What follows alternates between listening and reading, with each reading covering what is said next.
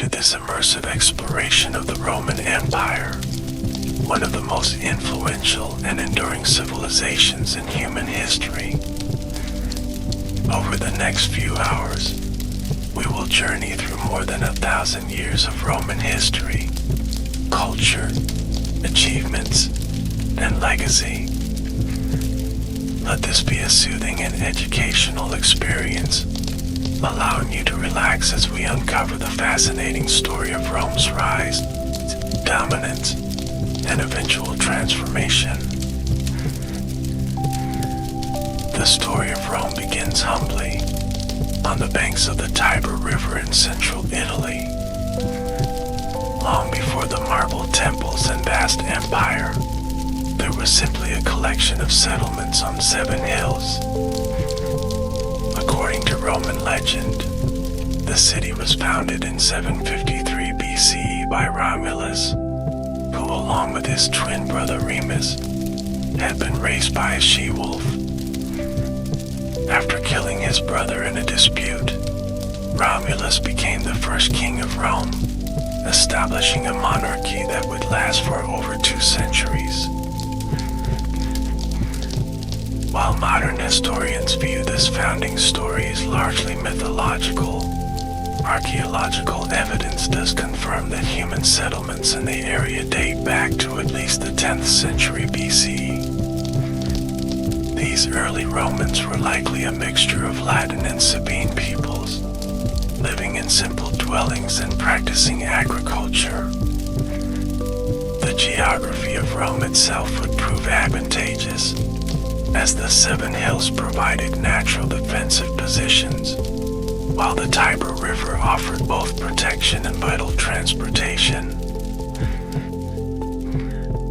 The early Roman kingdom existed from approximately 753 to 509 BCE, ruled by 7 successive kings. The final king, Lucius Tarquinius Superbus, was known for his cruelty and tyrannical rule. His son's assault on a noblewoman named Lucretia would spark a revolution, leading to the overthrow of the monarchy and the establishment of the Roman Republic. This pivotal transition would set Rome on a path toward becoming the superpower of the ancient Mediterranean world.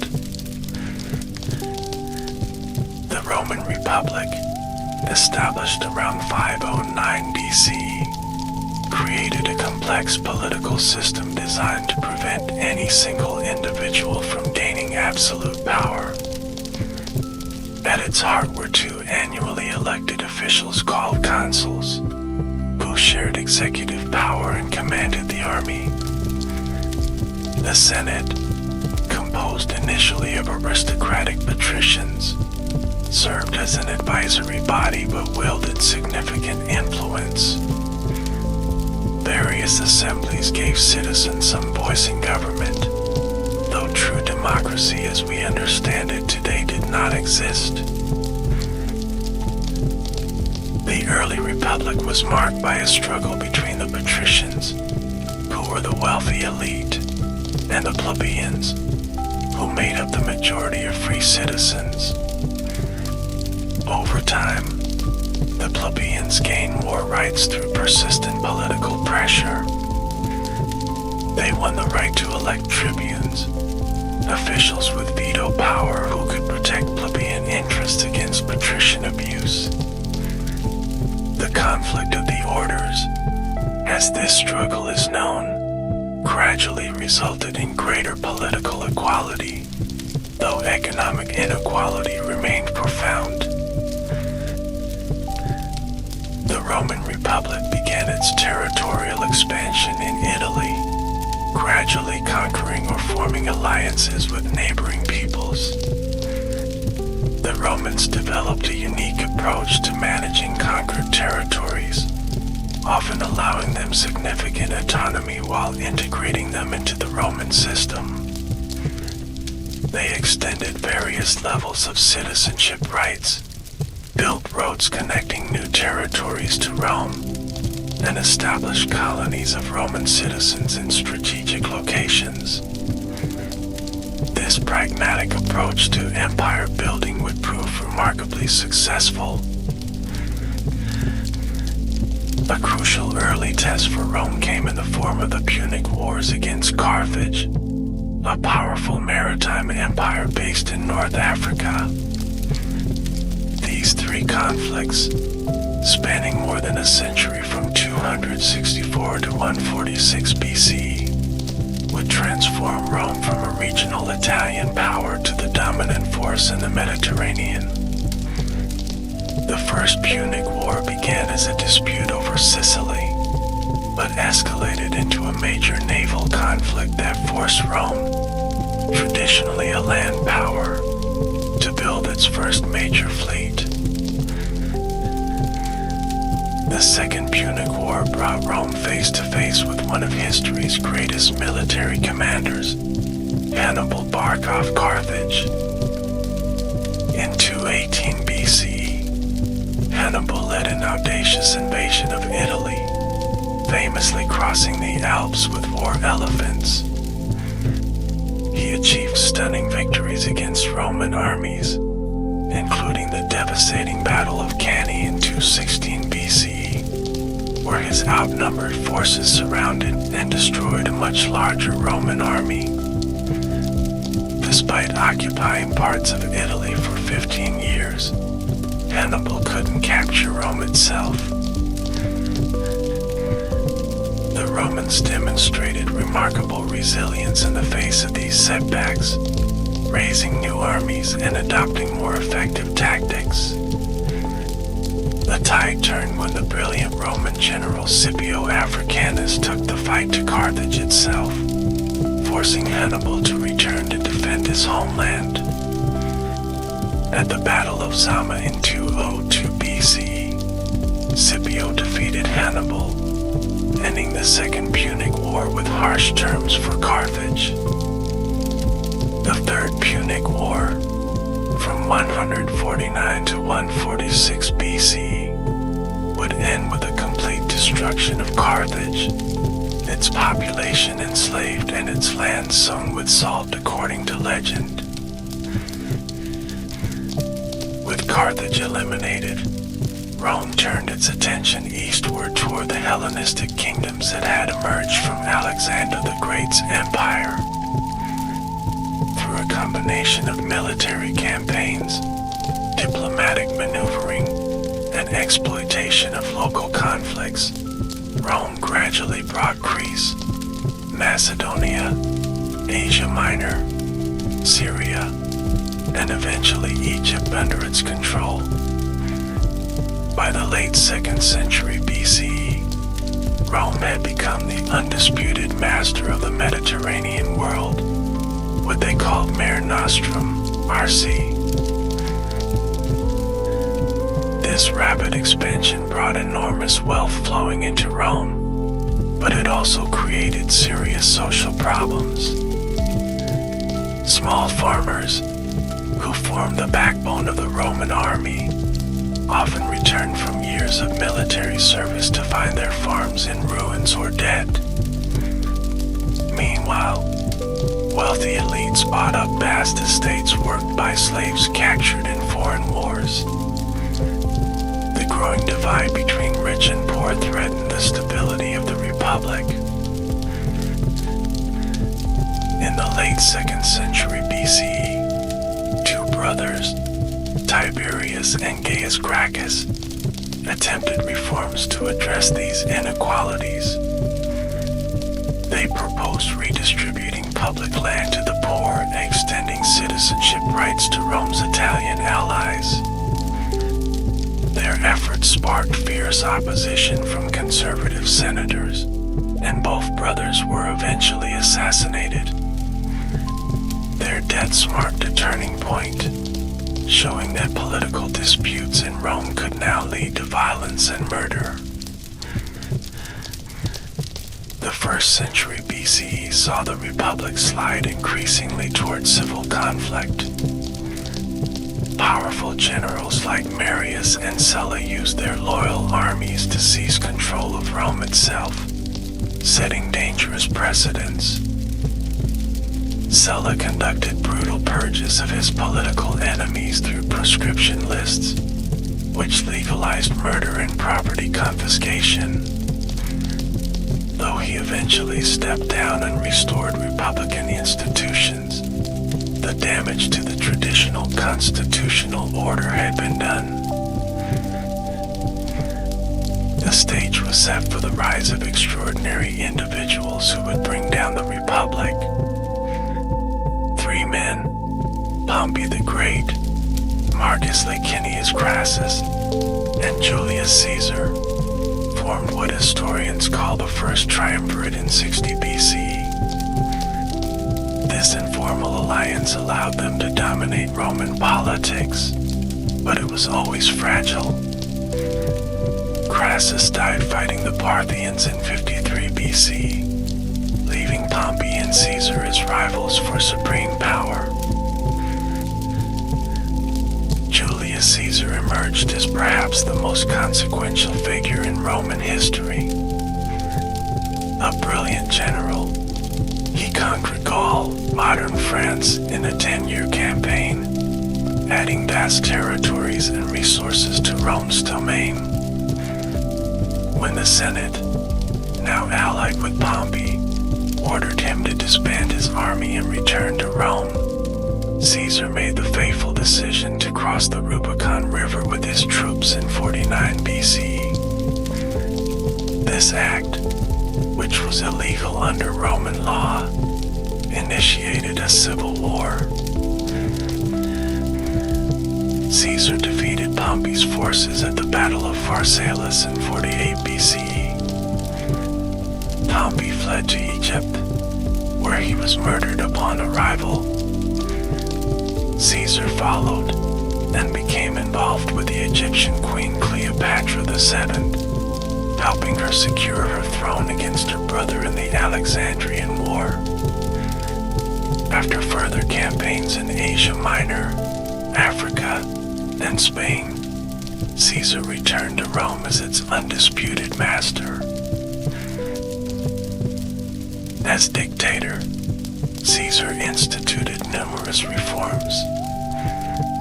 He expanded the Senate, revised the calendar to the Julian system still largely used today, initiated building projects, and extended citizenship rights. But many senators feared his growing power and ambition. On March 15th, 44 BC, the famous Ides of March, a group of senators led by Marcus Junius Brutus and Gaius Cassius Longinus assassinated Caesar in the Senate House, stabbing him 23 times. The conspirators proclaimed they had restored the Republic, but Caesar's murder instead plunged Rome into another round of civil wars. Caesar's adopted son and heir, Octavian, joined forces with Caesar's lieutenant Mark Antony and a politician named Lepidus to form the Second Triumvirate. They hunted down and defeated Caesar's assassins at the Battle of Philippi in 42 BCE. But the alliance was always one of convenience, and eventually, Octavian and Antony turned against each other. The final conflict of the Roman Republic pitted Octavian against Antony and his ally, the Egyptian queen Cleopatra VII. Octavian portrayed the conflict as Rome versus Egypt, painting Antony as under the spell of a foreign queen. At the naval battle of Actium in 31 BCE, Octavian's forces defeated the combined fleet of Antony and Cleopatra. The couple fled to Egypt, where both eventually committed suicide as Octavian's forces closed in. Octavian returned to Rome triumphant, having eliminated all rivals. In a series of carefully calculated political maneuvers, he positioned himself as the restorer of the Republic while actually establishing a new form of government, the Principate. 27 BCE, the Senate granted him the honorific title Augustus, by which he would be known to history. The Roman Republic was dead, and the Roman Empire had begun. Augustus ruled from 27 BCE to 14 CE, establishing the foundations of an imperial system that would last for centuries. He maintained a fiction that the Republic still existed, preserving the Senate and traditional offices. In reality, he held overwhelming military and political power, controlling the most important provinces and commanding the loyalty of the legions. His reign brought stability after decades of civil war, ushering in the famous Pax Romana, or Roman peace. This Augustan age was a period of great cultural flourishing. Literature reached new heights with poets like Virgil, who wrote the epic Aeneid, Horace with his odes and satires, and Ovid, whose metamorphoses preserved countless myths. Augustus famously boasted that he found Rome a city of brick and left it a city of marble, as he undertook an extensive building program that transformed the capital. His right-hand man Agrippa constructed the original Pantheon and developed Rome's water supply system. Augustus also reformed the army, creating a professional force with standardized terms of service and retirement benefits. He established the Praetorian Guard, an elite unit stationed in Rome that would later become kingmakers in imperial succession. Provincial administration was systematized, with governors appointed to maintain order and collect taxes. A network of excellent roads facilitated communication and troop movements throughout the expanding empire. One of Augustus's greatest challenges was establishing a clear succession system. Having no son of his own, he attempted to groom various male relatives for the role. After several candidates died prematurely, he ultimately settled on his stepson Tiberius, whom he adopted and made his heir. When Augustus died in 14 CE, the transition of power proceeded smoothly, demonstrating the stability of the new imperial system. Tiberius ruled from 14 to 37 CE, continuing many of Augustus's policies.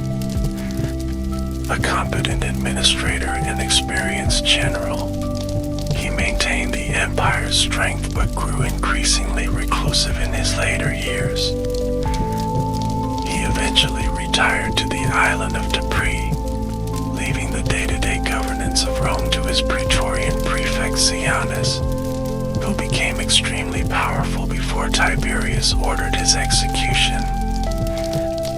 Tiberius's reign established the precedent that the emperor was the ultimate authority, regardless of what republican institutions remained. The next emperor, Caligula, who ruled from 37 to 41 CE, started promisingly but is remembered mainly for his erratic and possibly insane behavior. Stories about him include appointing his horse as a consul, engaging in incest with his sisters, and declaring himself a god. After just 4 years, he was assassinated by his own Praetorian Guard, demonstrating how precarious imperial power could be. The Praetorians then elevated Claudius, Caligula's uncle and a scholarly man with a physical disability, to the throne. Despite being mocked for his limp and speech impediment, Claudius proved an effective ruler from 41 to 54 CE. He expanded the empire by conquering Britain, improved the judicial system, and built new harbor facilities at Ostia to increase Rome's grain supply. He was likely poisoned by his final wife Agrippina, who wanted to secure the succession for her son Nero. Nero's reign from 54 to 68 CE began with promise under the guidance of the philosopher Seneca and the Praetorian prefect Borus. However, as he matured, Nero became increasingly tyrannical and self-indulgent. He had his mother murdered, kicked his pregnant wife to death, and possibly ordered the execution of his former tutor Seneca. When much of Rome burned in the Great Fire of 64 CE, Nero blamed the Christian community, launching the first imperial persecution against this growing religious minority. Nero's artistic pretensions and extravagance, including building an enormous palace called the Domus Aurea, Golden House, alienated the Roman elite. Military revolts eventually broke out, and the Senate declared him an enemy of the state. Abandoned by his guards, Nero committed suicide in 68 CE, reportedly uttering the famous last words, "What an artist dies in me." His death ended the Julio-Claudian dynasty that had ruled Rome since Augustus. Nero's fall triggered a period known as the Year of the Four Emperors, as various military commanders fought for the throne. Galba, Otho, and Vitellius each briefly held power before being overthrown. Finally, Vespasian, a general commanding legions in Judea, emerged victorious and established the Flavian dynasty.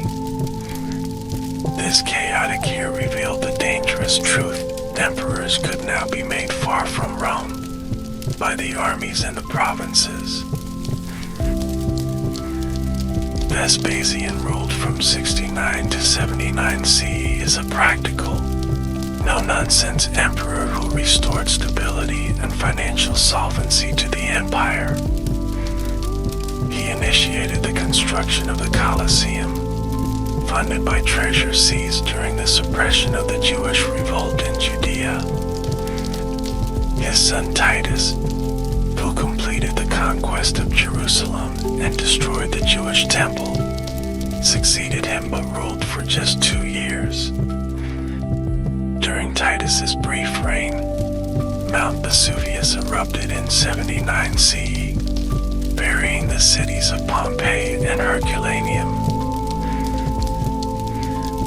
The third Flavian emperor, Domitian, governed from 81 to 96 CE. Though competent in administration, his authoritarian tendencies and insistence on being addressed as Lord and God created enemies among the senatorial elite. He was assassinated in a palace conspiracy, ending the Flavian dynasty. The Senate then selected an elderly senator named Nerva as emperor, beginning what would become the dynasty of the 5 good emperors.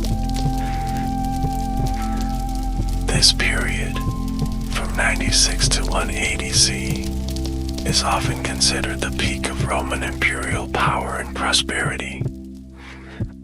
Nerva, Trajan, Hadrian, Antoninus Pius, and Marcus Aurelius each chose a capable successor through adoption rather than relying on hereditary succession. Under their leadership, the empire reached its greatest territorial extent, developed sophisticated administrative systems, and enjoyed unprecedented stability. Trajan, who ruled from 98 to 117 CE, was a Spanish-born general who expanded the empire to its largest size. His conquest of Dacia, modern Romania, brought enormous gold and silver resources into the imperial treasury. He also annexed Armenia, Mesopotamia, and parts of Arabia, though some of these eastern conquests proved difficult to maintain. Trajan's extensive building program included markets, baths, and a magnificent forum with a victory column that still stands in Rome today.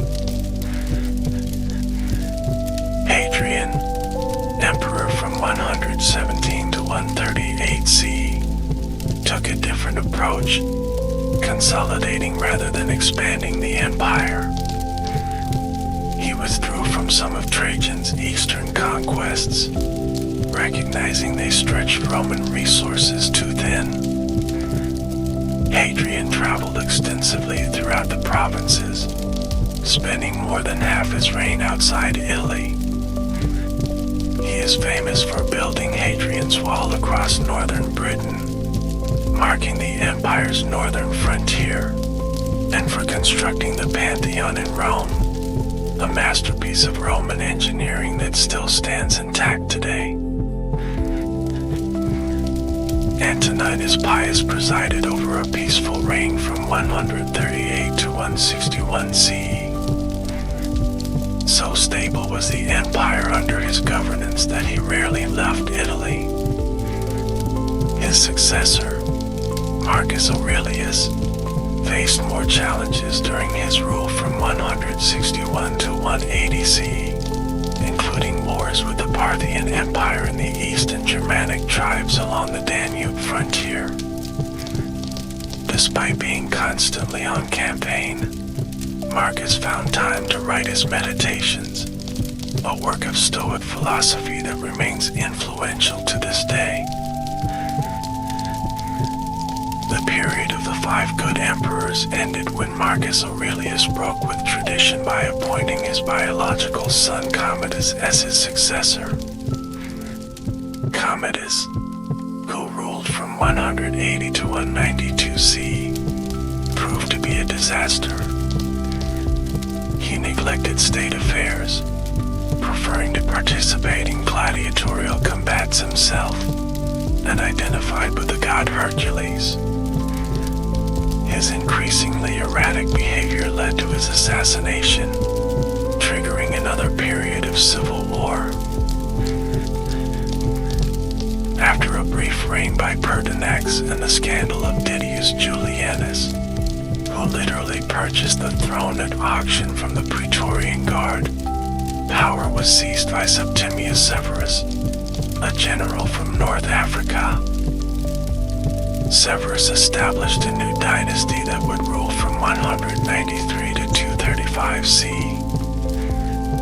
He was a capable military leader who secured the frontiers and reformed the army, increasing military pay and allowing soldiers to marry during service. However, his reign also marked a shift toward a more openly autocratic style of rule, with the emperor relying primarily on military support rather than senatorial approval.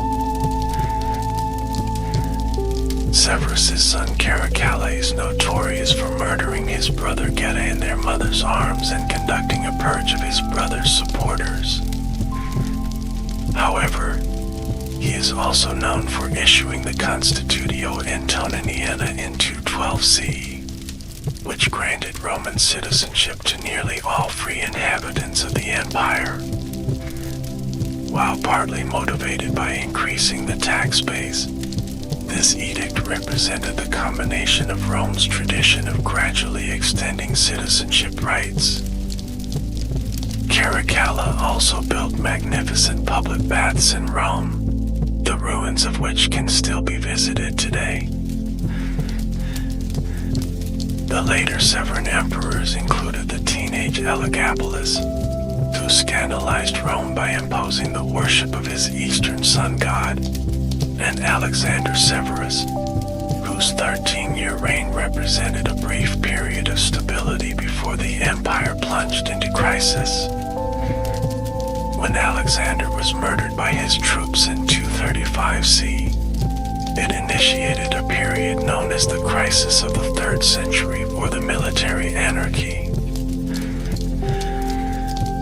For nearly 50 years, from 235 to 284 CE, the Roman Empire experienced unprecedented turmoil.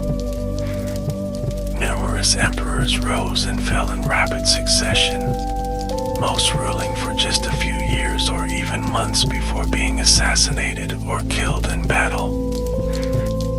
At one point, the empire split into 3 competing states: the Gallic Empire in the west, the Central Roman Empire, and the Palmyrene Empire in the east under Queen Zenobia.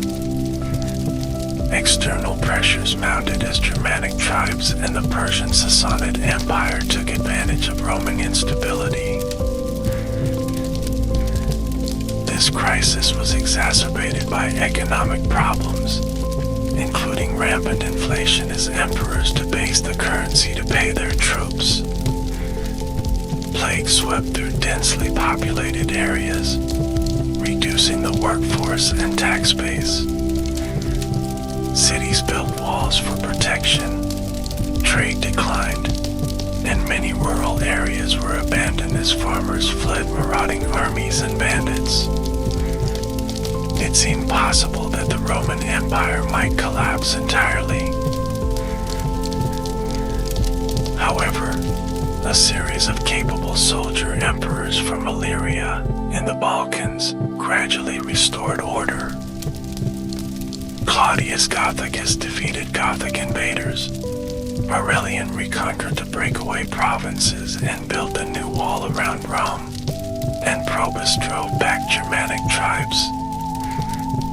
Finally, Diocletian, who came to power in 284 CE, would implement sweeping reforms that transformed the empire and enabled it to survive for another 2 centuries. Diocletian's most significant innovation was the creation of the Tetrarchy, or Rule of 4. Recognizing that the empire had grown too large for one man to govern effectively, he appointed a co-emperor, Maximian, and 2 junior emperors called Caesars, Constantius and Galerius. Each ruler was responsible for a specific portion of the empire, allowing for more responsive governance and defense. The system was designed to ensure orderly succession, as the Caesars would eventually become senior emperors and appoint new Caesars. Diocletian also enacted major administrative reforms, doubling the number of provinces but grouping them into larger dioceses and prefectures. He separated civil and military authority, which had traditionally been combined in provincial governors. His economic reforms included a new tax system based on land and head counts, and he attempted to combat inflation through price controls, though this effort largely failed. To restore respect for imperial authority, he introduced elaborate court ceremonials and styled himself as a semi-divine figure. In 303 CE, Diocletian launched what became known as the Great Persecution, the empire's most severe and systematic attempt to suppress Christianity. Churches were destroyed, scriptures burned, and Christians who refused to sacrifice to Roman gods faced imprisonment, torture, or execution. The persecution varied in intensity across different regions and ended in the western provinces when Constantius became Augustus.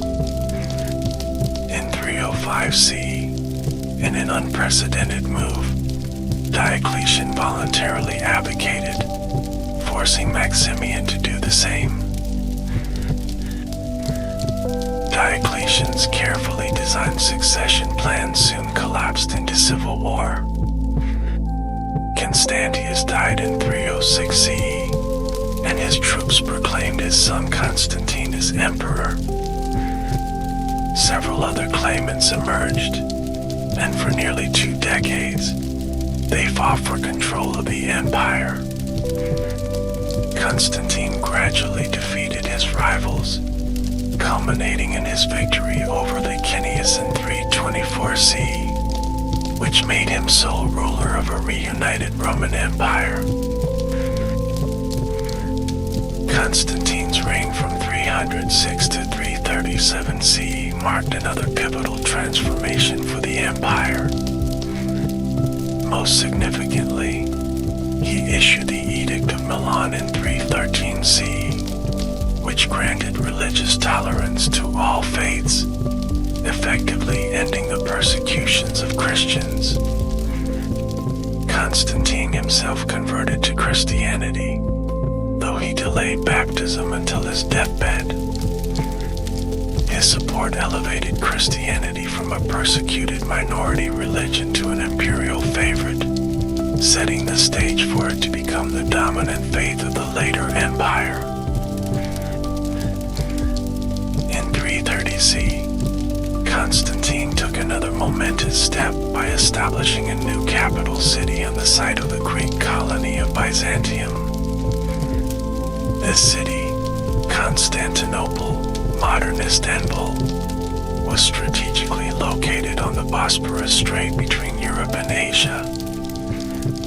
Built on 7 hills like Rome, it was designed as a thoroughly Christian city, with churches rather than pagan temples.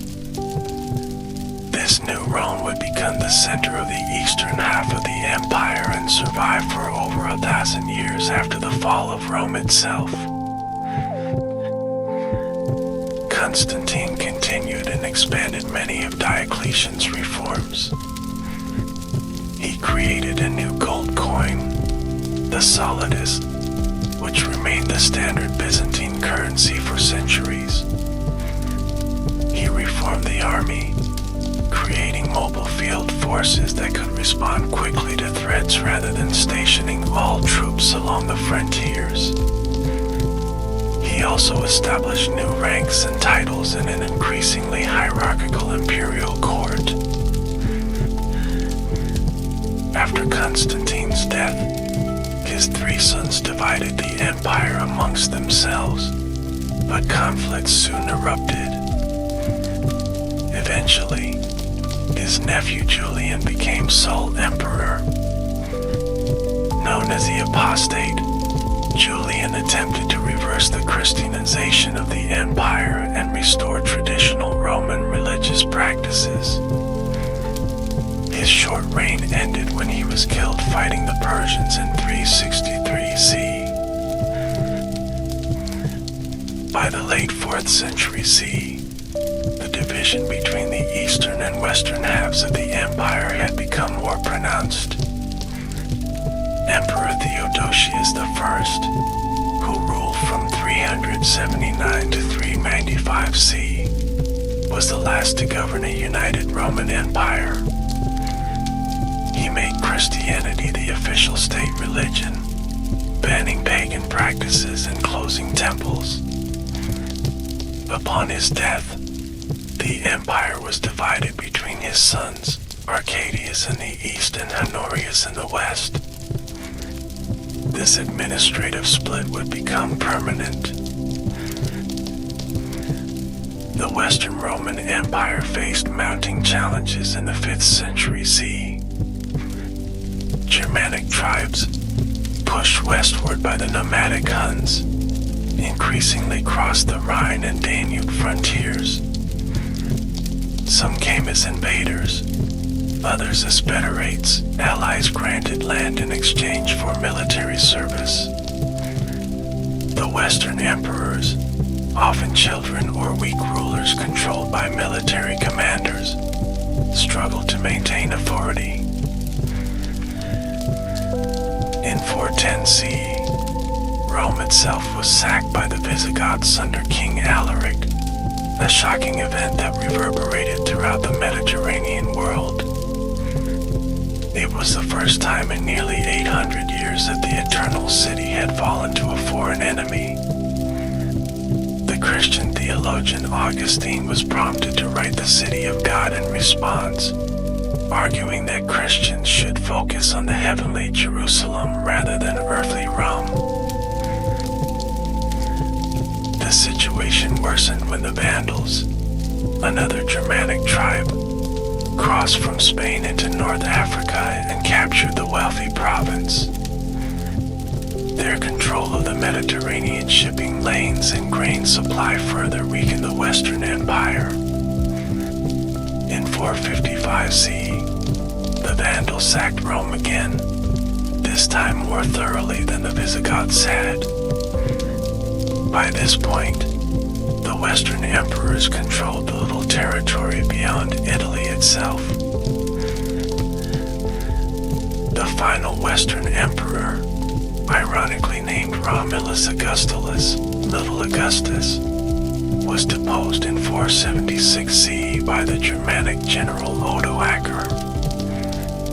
Rather than claim the imperial title himself, Odoacer returned the imperial regalia to the Eastern Emperor Zeno, stating that one emperor was sufficient for the Roman world. This event is traditionally considered the fall of the Western Roman Empire, though the transition was more gradual than dramatic for most inhabitants. While the Western Empire fragmented into various Germanic kingdoms, the Eastern Roman Empire, which historians call the Byzantine Empire, continued to thrive. Its capital Constantinople was wealthy, well fortified, and strategically located. The Eastern emperors maintained a professional civil service, controlled crucial trade routes, and possessed a more stable economy. They viewed themselves as the legitimate continuation of the Roman Empire, preserving Roman law and institutions even as they became increasingly Greek in language and culture. Emperor Justinian I, who ruled the Eastern Empire from 527 to 565 CE, attempted to reconquer the western provinces. His brilliant general Belisarius reclaimed North Africa from the Vandals and parts of Italy from the Ostrogoths. However, these conquests overstretched Byzantine resources and proved difficult to maintain. Justinian's most enduring achievement was the codification of Roman law in the Corpus Juris Civilis, which would influence legal systems throughout Europe for centuries to come.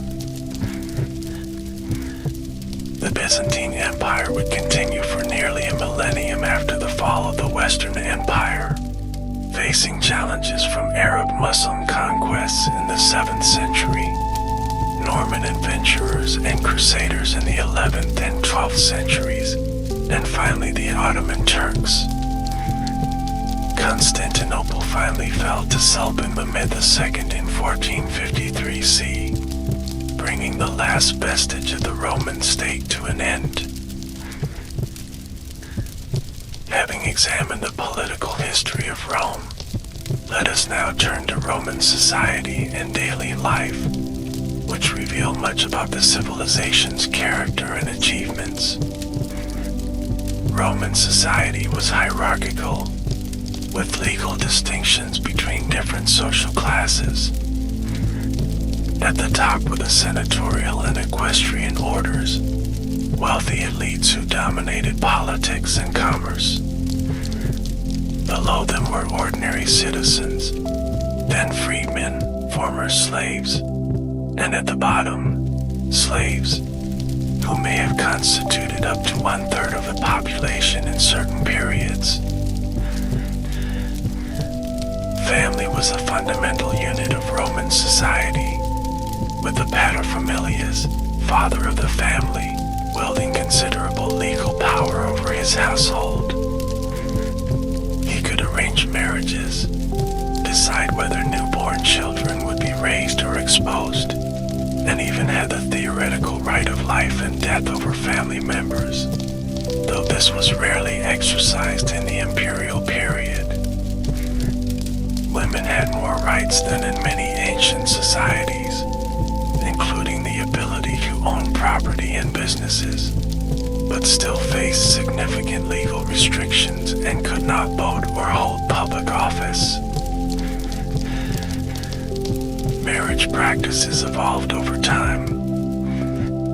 In early Rome, wives typically came under the legal control of their husbands, but by the imperial period, a form of marriage that allowed women to remain under their father's authority became common. This gave women more independence, as their property remained distinct from their husbands.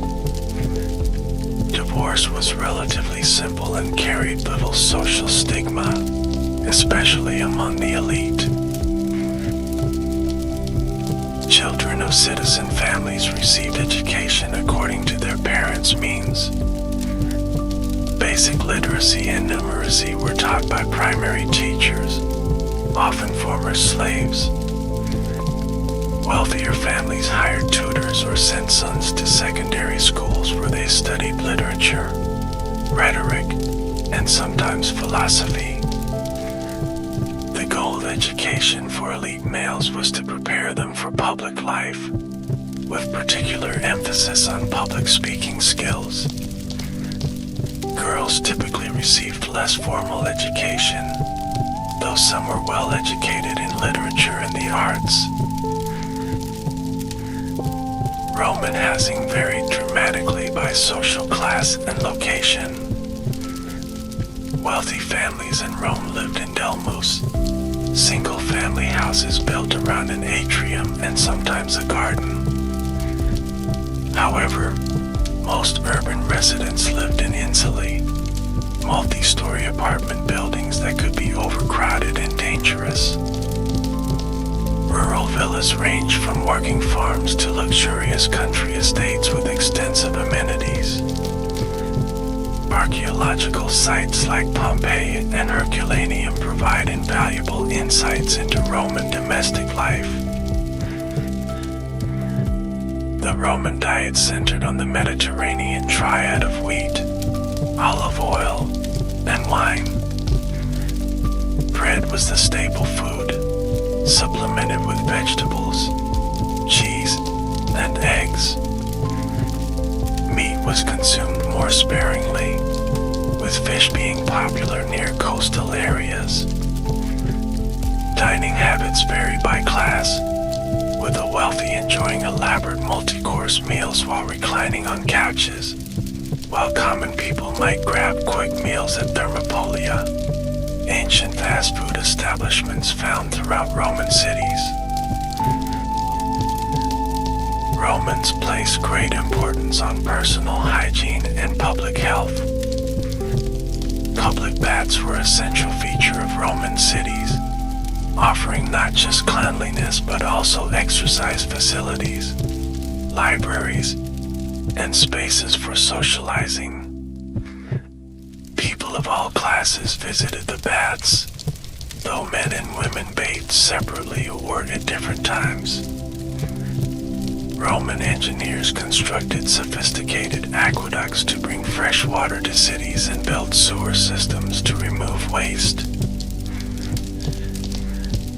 Entertainment was an important part of Roman life, with public spectacles serving both to amuse the population and to demonstrate the generosity and power of the elite. Chariot racing held in massive hippodromes like the Circus Maximus in Rome, which could seat 150,000 spectators, was enormously popular. Teams were identified by colors, mainly blues and greens, and inspired fanatic loyalty comparable to modern sports fans.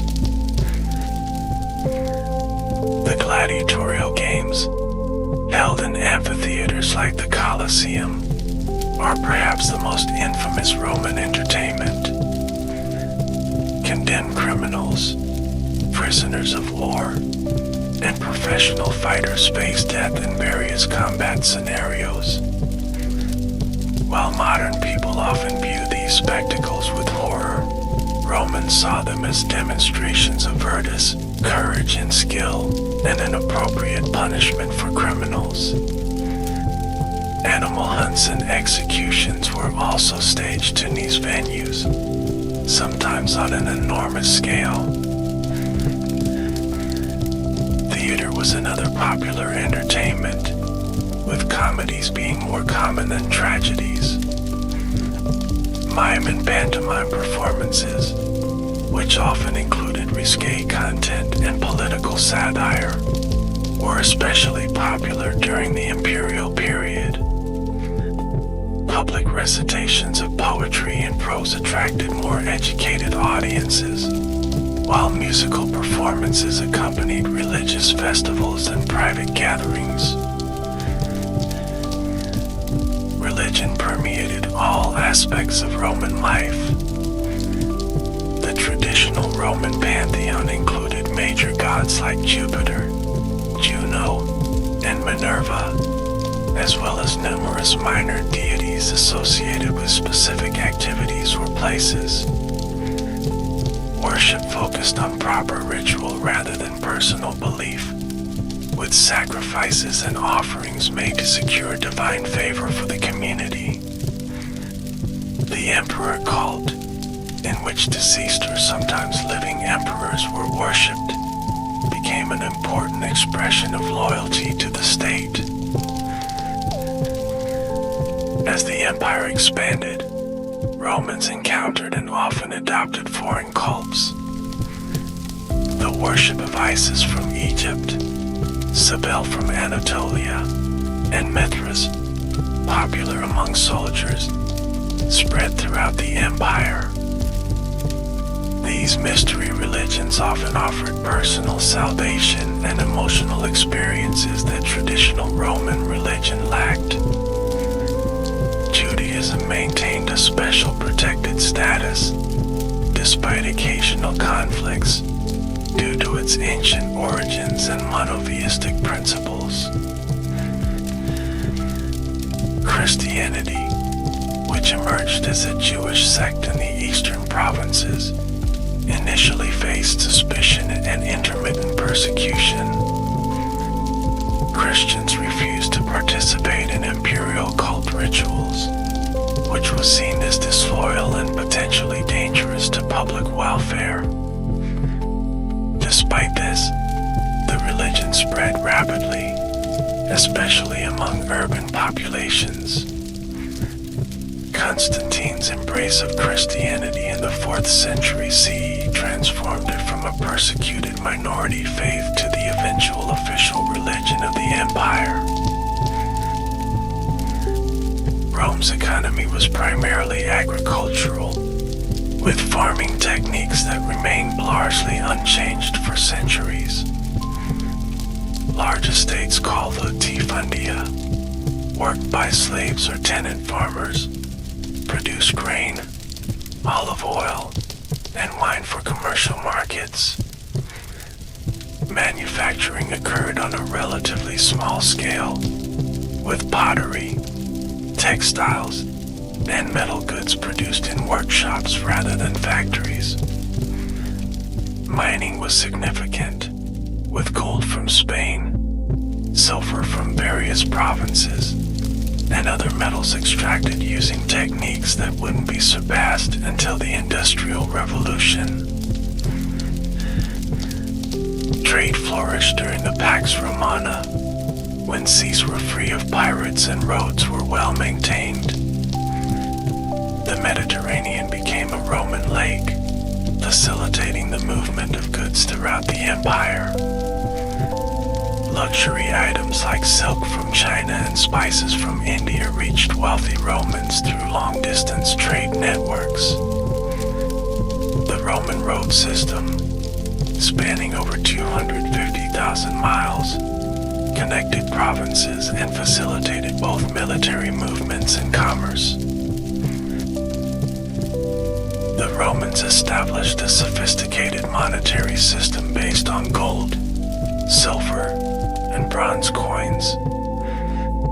Banking developed to handle large transactions, with money changers and lenders operating in forums throughout the empire. Tax collection, while often resented, funded the military, public works, and the imperial bureaucracy. The empire's financial administration was remarkably complex for a pre-modern state. Roman law represents one of civilization's most significant and enduring contributions. Early Roman law was primarily customary, but was codified in the 12 tables around 450 BCE. As Rome expanded, jurists developed the jus gentium, or law of peoples, to handle cases involving non-citizens. This contributed to the concept of natural law, based on universal principles rather than local customs.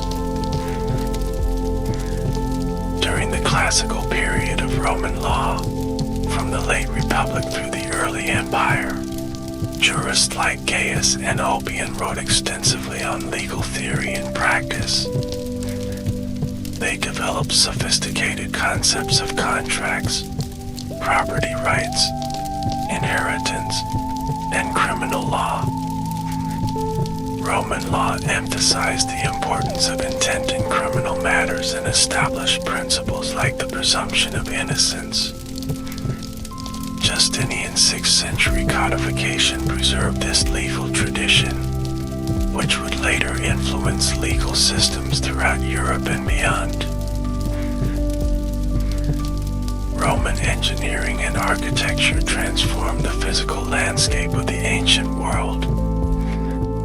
The Romans perfected the use of concrete, allowing them to construct buildings of unprecedented size and durability.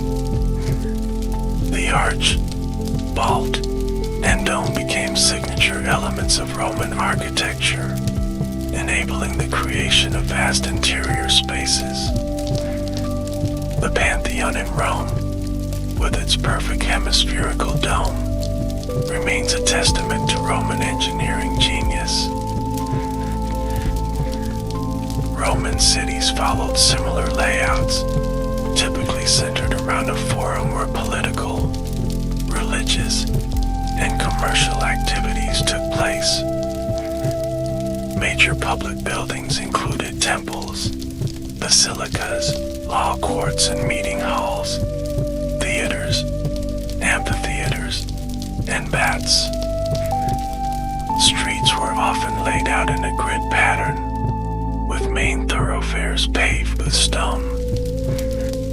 Some cities had sophisticated water and sewer systems, public toilets, and even apartment buildings rising several stories. Practical engineering was a Roman specialty. Their aqueducts carried water over vast distances using gravity alone, maintaining a precise slope to ensure flow.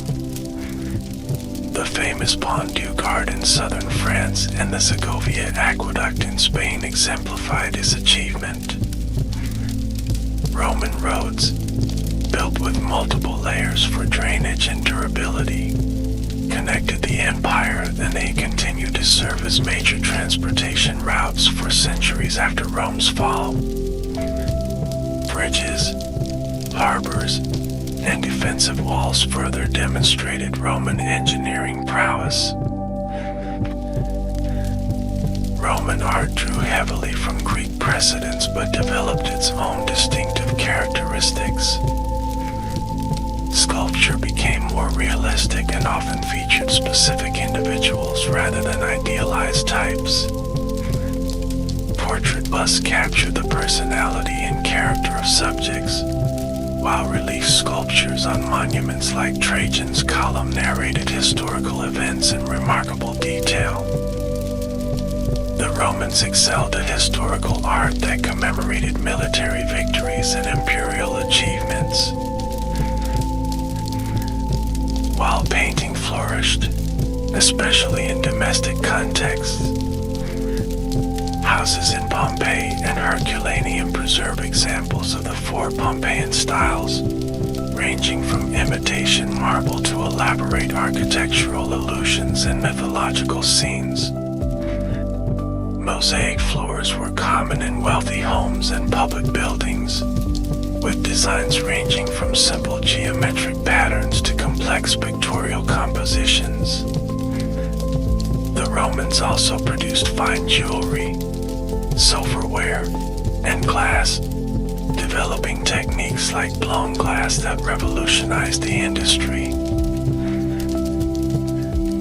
Latin literature began as an imitation of Greek models but developed its own voice and themes.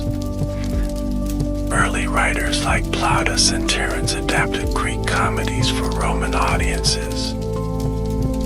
During the late Republic, Cicero perfected Latin prose in his speeches and philosophical works, while Lucretius wrote a philosophical poem on Epicureanism and Catullus composed intensely personal lyric poetry.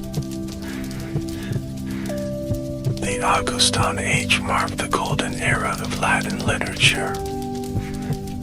Virgil's Aeneid provided Rome with a national epic linking the city's founding to the Trojan War.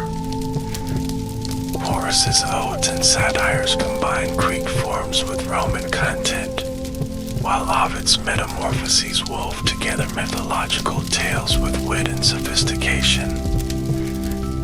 Livy's monumental history of Rome from its founding celebrated the city's virtues and achievements. Later imperial literature included Seneca's philosophical essays and tragedies, Lucan's epic on the civil war between Caesar and Pompey, and Tacitus's incisive histories that critiqued imperial power. Petronius's Satyricon and Apuleius's Golden Ass developed early forms of the novel. In the late Empire, Christian writers like Tertullian, Augustine, and Jerome created a substantial body of theological literature that would profoundly influence medieval thought. Science and medicine in Rome were largely practical rather than theoretical. The Romans applied Greek scientific knowledge to solve engineering problems and improve public health. Vitruvius's treatise on architecture compiled extensive information on building methods, urban planning, and machine design. Frontinus wrote on the water supply system of Rome, while agronomists like Cayumella provided detailed guidance on farming techniques. Physicians like Galen, a Greek working in Rome, conducted anatomical studies and developed theories of disease that would dominate Western medicine for over a millennium. Military hospitals provided care for wounded soldiers, with specialized instruments for extracting arrows and performing surgeries. Public health initiatives included clean water supplies, waste disposal systems, and regulations to prevent the spread of disease. The military was the backbone of Roman power and expansion. The legions evolved from a citizen militia in the early Republic to a professional standing army under Augustus. Each legion consisted of about 5,000 heavily armed infantry soldiers, divided into cohorts and centuries with a clear chain of command. Auxiliary units recruited from provincial populations provided cavalry and specialized troops, while the Navy controlled the Mediterranean and major rivers. Roman soldiers were not just fighters but also builders and engineers. They constructed roads, bridges, and fortifications as they expanded the empire. Each night on campaign, they built a fortified camp according to standardized plans. Their equipment was standardized and effective, including the pilum, javelin, gladius, short sword, and the iconic rectangular shield. Discipline, formation fighting, and adaptability gave Roman armies an edge over most opponents. The legacy of Rome extends far beyond its historical boundaries and time frame. Latin, though no longer spoken as a native language, remained the language of scholarship, law, and the Catholic Church throughout the Middle Ages and Renaissance. It evolved into the Romance languages Italian, French, Spanish, Portuguese, and Romanian, spoken by hundreds of millions today. English, though Germanic in origin, derives much of its vocabulary from Latin. Roman law became the foundation of legal systems throughout continental Europe and their colonial possessions. Concepts like due process, trial by evidence, and systematic legal codes derive from Roman precedents. Even in common law countries like the United Kingdom and United States, Roman legal principles had significant influence, especially in areas like contracts and property law. Political concepts and terminology from Rome continue to shape modern governance. Terms like Senate, Republic, Constitution, and citizen come directly from Latin.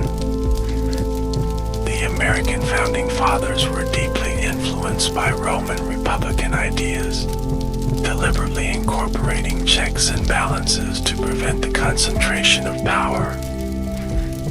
The physical symbols of government in many countries, from Capitol buildings to eagles as national emblems, consciously echo Roman precedents. Roman engineering techniques and architectural forms have been revived repeatedly through history.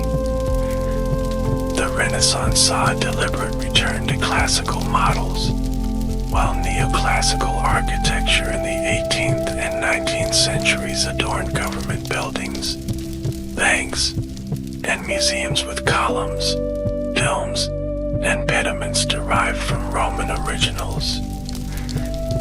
Modern concrete construction, though using different formulations, builds on principles first developed by Roman engineers. Christianity, which became the dominant religion of Europe, was profoundly shaped by its early development within the Roman Empire. The organizational structure of the Catholic Church, with its dioceses corresponding to Roman administrative divisions, reflects this heritage. Latin remained the language of Western Christianity for centuries, and Roman concepts influenced theological development and church law. The idea of Europe itself owes much to the Roman experience of unifying diverse peoples under common institutions and culture. Subsequent attempts to recreate Roman unity, from Charlemagne's empire to the Holy Roman Empire to the European Union, have drawn inspiration from the Roman model. The concept of a shared European civilization has its roots in the Roman synthesis of Mediterranean and Northern European traditions. Rome has maintained a powerful grip on the Western imagination. From Shakespeare's Roman plays to Hollywood epics, from Robert Graves' I, Claudius to contemporary historical fiction, Roman themes continue to fascinate creators and audiences. Video games, television series, and films set in Roman times remain popular, allowing modern people to imagine themselves in this distant but somehow familiar world. The study of Rome has gone through many phases in modern scholarship. In the 18th century, Edward Gibbon's monumental decline and fall of the Roman Empire established a narrative of decay that influenced generations of historians. The 19th century saw increasing professionalization of Roman studies, with German scholars like Theodor Mommsen applying rigorous analysis to ancient sources. Archaeological discoveries, from Pompeii to the Roman frontier forts in Britain, have continuously expanded our understanding of Roman life. Recent decades have brought new approaches to Roman history. Scholars now pay more attention to marginalized groups, including women, slaves, and provincial populations. Economic history, environmental impacts, and disease have received greater focus. Digital humanities techniques allow for mapping ancient settlement patterns, analyzing trade networks, and reconstructing buildings virtually. Scientific methods like DNA analysis and isotope studies provide new insights into migration, diet, and disease in the Roman world. Rome's fall continues to provoke debate and reflection. Was it caused by internal decay, external pressure, environmental factors, or some combination? What lessons might it hold for modern societies and empires? The transformation of the ancient world after Rome's collapse reminds us that even the mightiest civilizations are not permanent, yet their influence can endure for millennia. As we've explored in this extended journey through Roman history and culture, the empire represented an extraordinary achievement in human organization.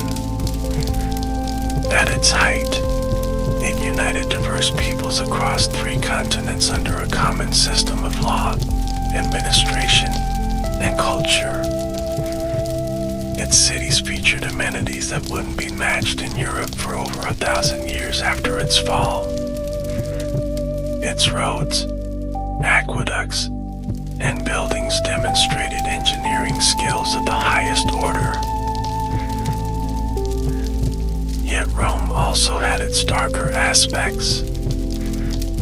Slavery was ubiquitous and often brutal. Imperial expansion brought death and displacement to conquered peoples. Wealth was concentrated in the hands of elites, while many urban dwellers lived in precarious conditions.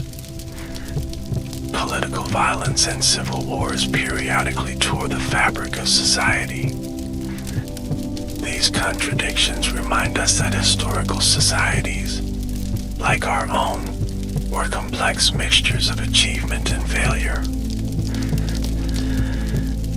The Roman Empire exists now only in ruins, texts, and artifacts, yet it continues to speak to us across the centuries. In studying Rome, we gain perspective not only on a fascinating ancient civilization, but also on the foundations of our own world. The questions Romans grappled with about power and governance, war and peace, tradition and innovation, individual and community remain relevant today. Their successes and failures offer insights that can inform our own approaches to similar challenges. As we conclude this exploration of the Roman Empire, we might reflect on the words of the Stoic Emperor Marcus Aurelius, who wrote in his meditations about the perspective that history provides. Look back over the past, with its changing empires that rose and fell, and you can foresee the future too. The story of Rome, in all its grandeur and complexity, remains one of humanity's most compelling chapters, a civilization whose legacy continues to shape our world in countless ways. Thank you for joining this journey through the fascinating world of ancient Rome, from its humble beginnings beside the Tiber River to its legacy that continues to influence our modern world. May the knowledge of this remarkable civilization enhance your understanding of history and inspire further exploration of the human story across time.